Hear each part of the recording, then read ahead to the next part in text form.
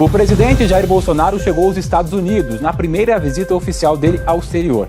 Ele pousou na base aérea de Andrews e seguiu para Blair House, em Washington, onde vai ficar hospedado durante os 3 dias desta viagem.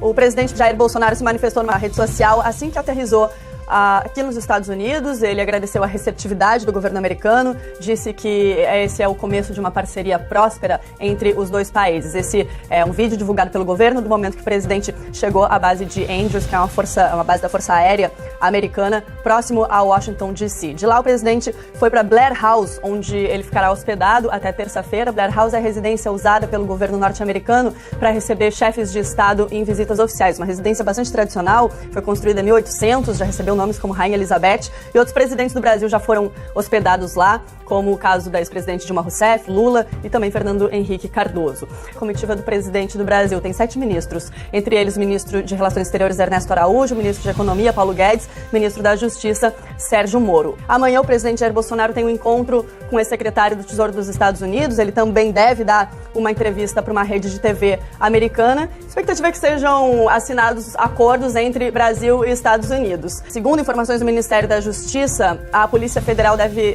ter um acordo que deve ser assinado nessa viagem, que é para cooperação de troca de informações com o FBI. Segundo o governo brasileiro, esse acordo auxiliaria a polícia brasileira em recursos para investigações criminais. Um outro acordo é em relação à base de Alcântara, a base de Alcântara que fica no Maranhão, né, que seria base espacial. Nesse caso, os Estados Unidos poderiam explorar a base maranhense para o lançamento de satélites, que vem sendo negociado desde o ano 2000 e nunca teve aprovação do Congresso brasileiro. Um acordo complicado porque existe uma série de entraves em relação ao uso de tecnologia referentes aos dois países, e nesse acordo haveriam cláusulas agora feitas para proteger a tecnologia brasileira e também para proteger a tecnologia americana, de forma que funcione para os dois países. Bolsonaro já defendeu que o Brasil estaria perdendo dinheiro ao não explorar a base de Alcântara de forma comercial. O assunto Venezuela também a crise na Venezuela deve ser um assunto tratado entre os dois presidentes, e talvez um dos acordos que esteja causando mais expectativa para essa visita em relação a vistos, né? O Bolsonaro, essas informações não são oficiais, mas o Bolsonaro